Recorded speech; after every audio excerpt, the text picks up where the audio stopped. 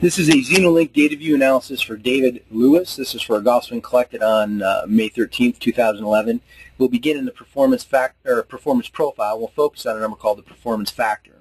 The performance factor is a measure of how effective the golfer is utilizing peak speed output or peak power potential at the point of impact.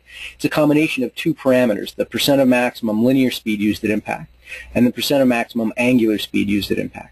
These two combine to give us the performance factor. So the highest the performance factor can be is 200, 100% utilization of both peak linear and angular speed at impact.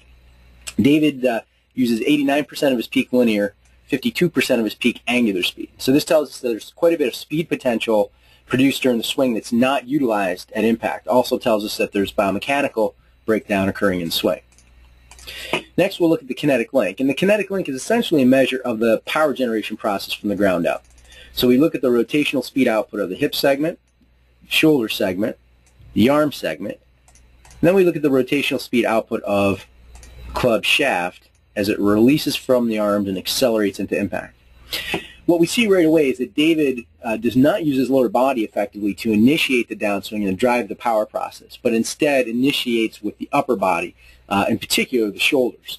As he gets closer to impact, the arms take over and drive through impact. The club gets released early, and you can kind of see that, although it's a little blurry in the picture. The club is well on its way to being released already, and really David is relying on his arms then to maintain speed through the impact zone. The next area we'll look at then is stability. And when we look at stability, we first look at lower body mechanics. When we look at lower body mechanics, we really look at the relationship of the golfer's weight shift along the target line and rotation of the pelvis in particular. Weight shift is really the movement of the center of mass up and down the target line. So we look at towards the target as being positive, away from the target as negative. That's the blue on the graph. The rotation of the pelvis, backswing rotation, downswing rotation, and then as the pelvis crosses the target line, we'll see that red line go negative. What we see here with David is a limited kind of slow change of direction from backswing to downswing with respect to the lower body.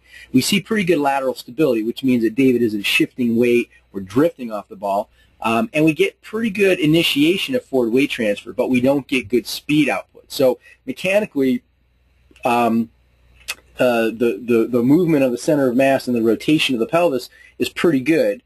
Dynamically, it's not producing a lot of speed. So our focus is going to be working on the components that will allow David to produce speed with the mechanics, obviously continuing to improve mechanics, but with the main emphasis on how to produce speed. The next area we look at is spine stability. In this case, we're looking at David's ability to maintain an axis of rotation and rotate body segments perpendicular to that axis of rotation. We look at flexion extension in the pink, left and right lateral bending in the yellow.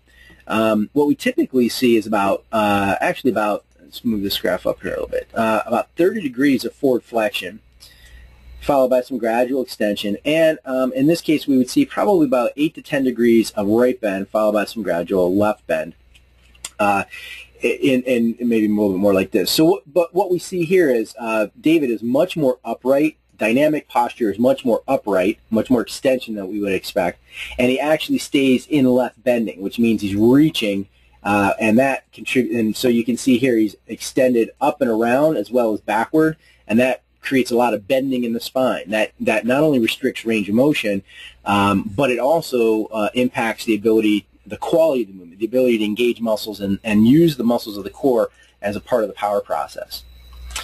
When we look at muscular loading or engaging those muscles, we're really looking at the golfer's ability to preload muscles prior to contraction, which allows them to do more work or produce more speed.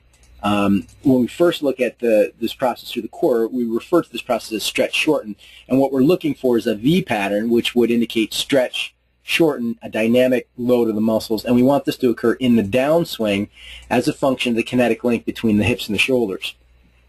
In this case, we see some dynamic stretch, but most of it's backswing related, and it's not contributing to the power process. And this is a result of the lower body issues as well as the spine issues that we've just discussed. The muscles then work harder than they need to produce the force, and they're limited in terms of the speed or force that they can produce. Upper body loading is a little bit better. We would expect to see that V now here in the downswing as a function of shoulder to arm kinetic link. We see that pattern occurring in the downswing. It's not very dynamic, but it is a part of the power process. So as David moves up the chain, he's engaging muscles more effectively, but this is still being affected by spine instability and also a little bit by lower body mechanics. The last area we'll look at is club head speed delivery, or the direction of speed at impact. So as David swings the club into impact, he's creating momentum, mass times velocity. Velocity is going to be a function of both angular release, so the speed at which the club releases from the arms, and then also the linear speed output that is produced. The linear speed has direction, so speed along the target line we refer to as x, speed up and down we refer to as y, and speed inside out, outside in we refer to as z. The squarer the impact trajectory, delivery of speed, the more effective the potential, or the higher the potential to transfer speed from club head to ball. In David's case, the vast majority of the speed is along the target line. There's a little bit of upward speed and a little bit of outside-in speed, which means kind of sweeping through the ball.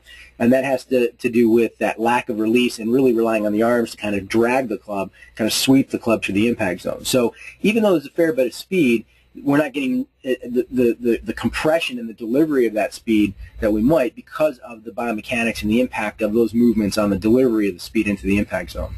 So from a training perspective, we want to work on lower body involvement mostly from a speed perspective, but building it slowly from the base up. And then as a function of that base, we want to work on spine stability and working body segments rotational to the spine rather than reaching and bending. Lastly, we want to work as a function of all that on engaging muscles more effectively and using muscles more efficiently as a part of the power process, releasing the club into the impact zone rather than pulling or dragging it through the impact zone.